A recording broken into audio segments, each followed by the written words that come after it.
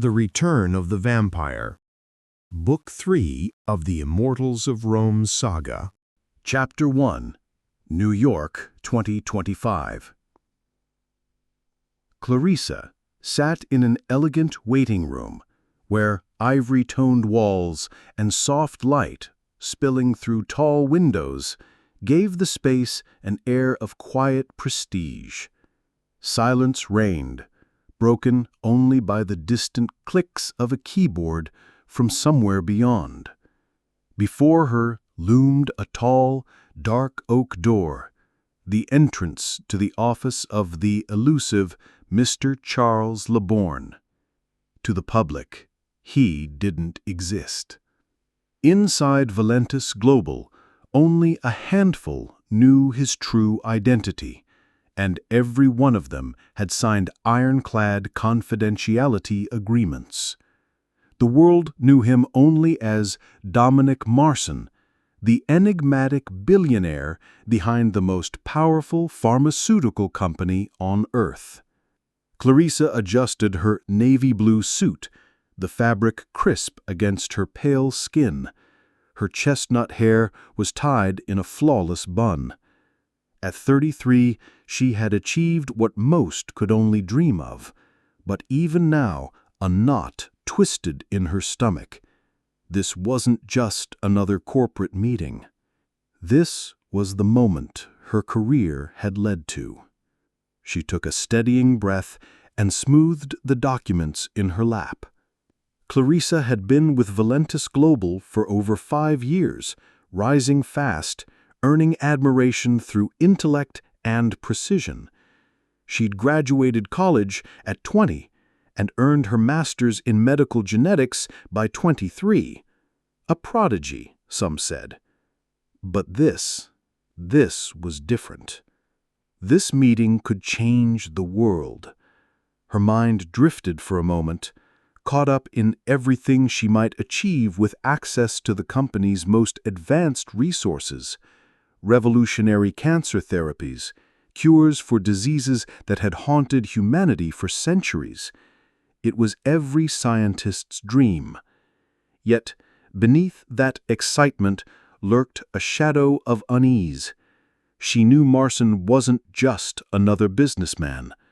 She'd heard whispers about Valentis Global's more secretive endeavors, research in areas few dared to explore. But Clarissa wasn't easily intimidated. The door creaked open. An assistant gave her a subtle nod.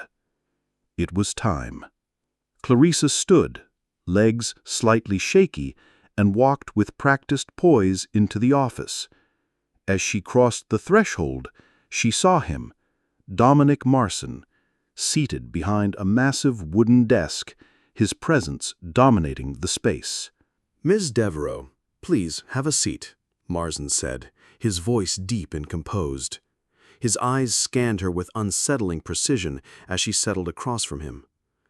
"Thank you, Mr. Marson," she replied, keeping her tone measured. The office was stunning, lined with tall antique bookshelves and accented by striking modern art. A faint, expensive fragrance lingered in the air.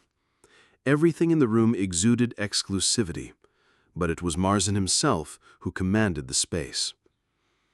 "I've followed your career, Clarissa.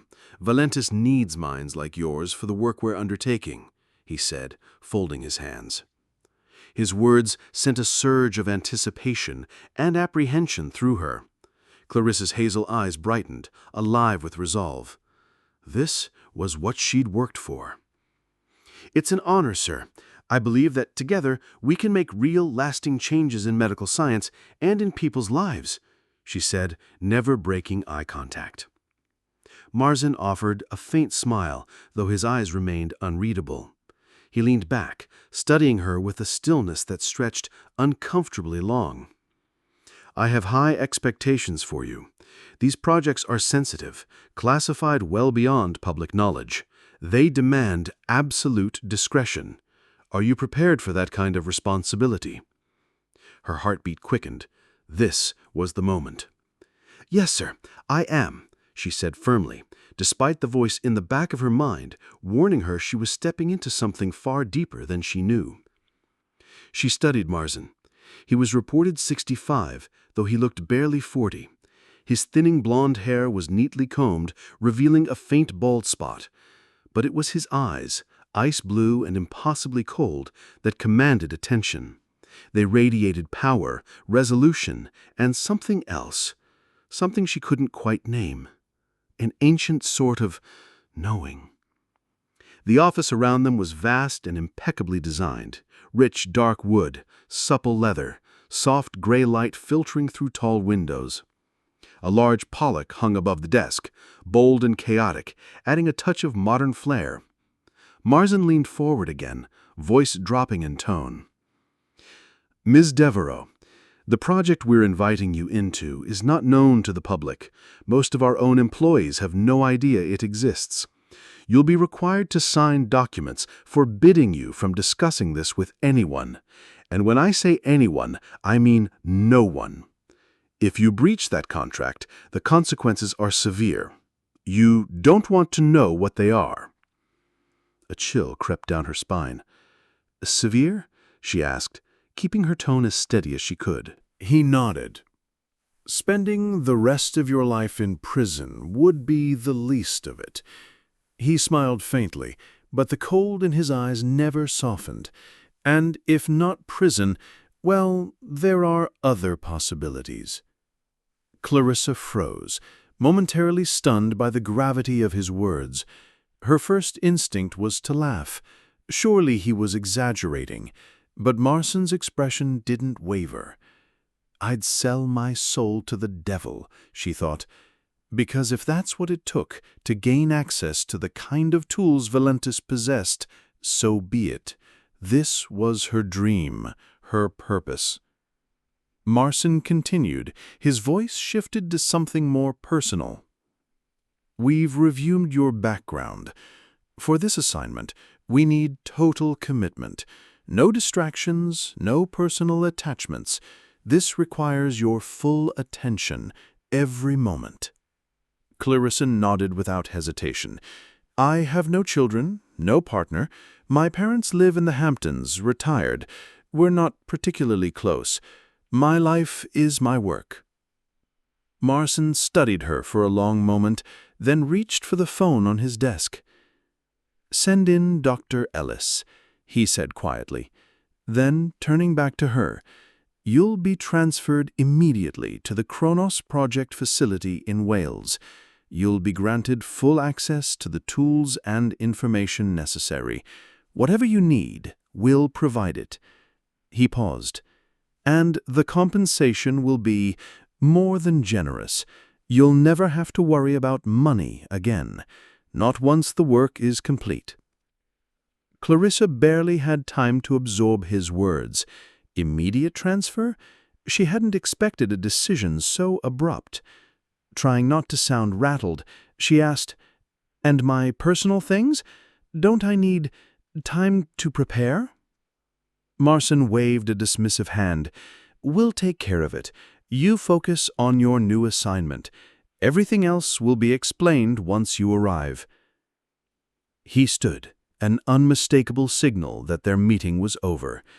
I wish you success, Miss Devereaux. We'll be watching closely. Clarissa rose, feeling a trap tighten around her. Marsden extended his hand. His grip was firm, controlled, unmistakably powerful. Thank you, Mr. Marsden. I won't let you down. Marsden studied her for a beat longer. His voice, when it came, was ice. I hope not. She followed Dr. Ellis through a hushed, carpeted hallway into a sleek, minimalist conference room. Where Marsden's office had radiated old-world opulence, this space was clinical. Glass walls, metallic surfaces, and a steely air of efficiency. Two different worlds, she realized. One steeped in ancient power, the other in cold, modern control. Please, take a seat, Dr. Ellis said, closing the door behind them. Clarissa sat in a black leather chair as he placed a thick stack of documents in front of her. No welcome packet, no pleasantries, just paperwork. She began to skim.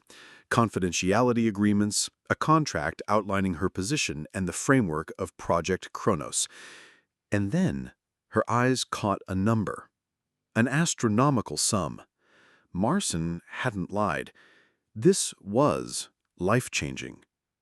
Her hands trembled slightly as she continued flipping through until one name stopped her cold. Charles LeBourne.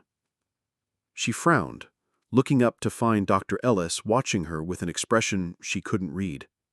"Charles LeBourne," she asked, pointing to the name. "Who is that?" Dr. Ellis leaned in slightly, his voice dropping. "That's Mr. Marson's real name," he said, as if simply saying it was a breach of some unspoken protocol. "Very few people within the company know that. It's a key security measure. And now you're expected to observe it without exception." Clarissa blinked, absorbing the weight of the revelation.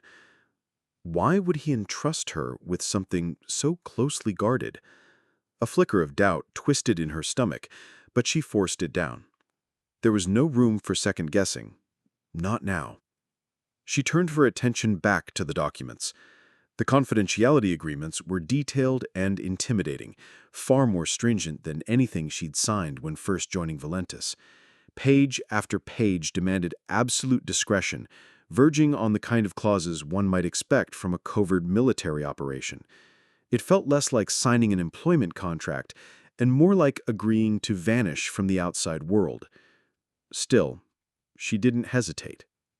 With a deep breath, Clarissa signed. As her pen made the final stroke, an odd sensation swept through her, like something irreversible had shifted. It wasn't just ink on paper. It felt like a pact.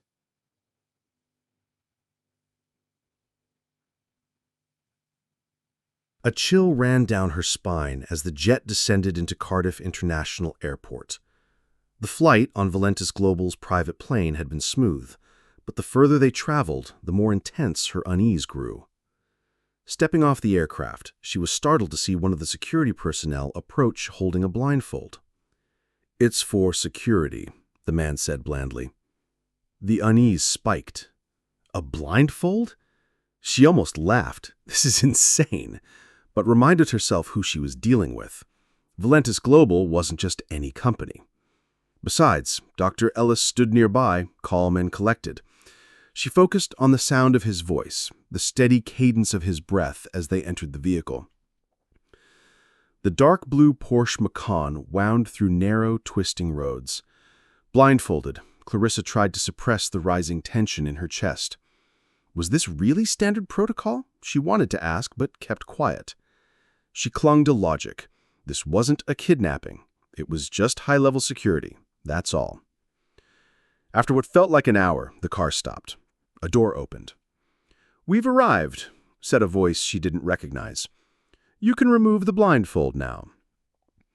Clarissa peeled it off and blinked rapidly, eyes adjusting to the dim, mist-shrouded landscape. Before her loomed a towering mountain range, veiled in fog. At its base, camouflaged with creeping vegetation, a massive metal door slid open with mechanical precision. The effect was surreal. Nature and technology fused into something simultaneously beautiful and ominous. "This place is unsettling," she thought, goosebumps rising on her arms. She broke the silence, trying to inject some levity. "Is this Project Cronos?" "This is just the entrance," Dr. Ellis replied with a tight smile. "You haven't seen anything yet." Clarissa forced a nod, but the atmosphere felt more like an initiation than an orientation. The promise of scientific freedom and unlimited resources that once thrilled her now clashed with a creeping dread she couldn't shake. Maybe this is just the price of access, she thought. Maybe all breakthroughs begin in shadow. They reached a steel door embedded in the rock, a red light blinking in the upper corner. Moretti stepped forward and placed his hand on a panel. It beeped, and the door creaked open, with a mechanical groan breaking the silence like a scream. Clarissa froze, one foot hovering over the threshold. An overwhelming sense of danger washed over her. Every cell in her body screamed to turn back, but she didn't. She was a scientist, rational, methodical. The chill on her skin was just cold air, nothing more. She stepped inside. The tunnel was narrow, the concrete walls stark and cold. The air smelled of damp stone, tinged with something metallic. She wrapped her arms around herself, but the chill wasn't just physical. It felt ancient, heavy, as if the place itself held secrets too old to be spoken. Finally, the passage opened into a wide laboratory. Fluorescent lights bathed the space in a cold, antiseptic glow.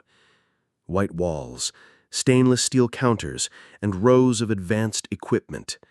Hemocytometers, genetic analyzers, microscopes, everything gleamed with clinical precision. A massive monitor displayed real-time data, graphs, models, blood metrics, systems she barely recognized. Dr. Hoffman turned toward her, offering a faint smile that didn't reach his eyes. "This is where we'll be conducting Project Cronos, Dr. Devereaux," he said, voice clipped and authoritative. "There are 9 of us total. Given the sensitivity of this project, we require no more." Clarissa nodded, taking in her colleagues. The introductions were brief, transactional. No handshakes, no warmth. It was clear this was not a place for friendships. But what truly unsettled her were the guards. 5 of them, armed, expressionless, each with an automatic rifle. They stood like statues, but she felt their eyes on her, watching, judging. What kind of science needs this much security? Dr. Moretti interrupted her thoughts. "I'll show you to your room." The corridor was narrow, sterile, lined with cameras in every corner. Her pulse ticked upward. This wasn't a lab. It was a fortress. They stopped at a door. Moretti opened it without ceremony. Her quarters were spare. A single bed, a dresser, and a bathroom the size of a closet. No artwork, no color, no softness, just cold walls and colder silence. Clarissa stepped inside, and the door shut behind her with a click. She was in. Now there was no turning back. "Your belongings are here," Moretti said, gesturing to a cardboard box neatly placed on a small table. It contained clothes, a laptop, and a few basic personal items, all sent by Valentis Global. "Take a moment to freshen up. We'll expect you in the lab shortly." Clarissa nodded, then hesitated.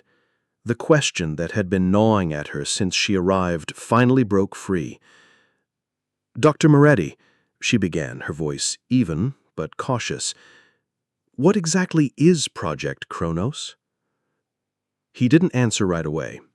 Instead, he regarded her in silence, as if calculating how much he could safely reveal. Then, in a measured tone, he said, "All will be explained in due time." He locked eyes with her. "You've signed the confidentiality agreements." Clarissa's discomfort deepened. Why couldn't anyone just give her a straight answer? She had signed everything they'd put in front of her without asking too many questions, trusting the company's reputation. But now a part of her was starting to wonder if that trust had been dangerously misplaced. "Yes," she replied, the knot in her throat tightening. "I signed everything before I got here." Moretti nodded slowly, his expression unreadable. "Good. We'll be waiting for you in the main hall when you're ready." He turned to leave, but she stopped him with one more question. "Why is there a guard outside my door?" She had just noticed the armed man stationed in the hallway, a silent, watchful presence. Moretti's gaze chilled further. "It's for your protection," he said flatly, then disappeared down the corridor. Clarissa stood in the stillness, the weight of the facility pressing down on her. Her thoughts raced with unanswered questions, and somehow she already knew, whatever answers were coming, she wasn't ready for them.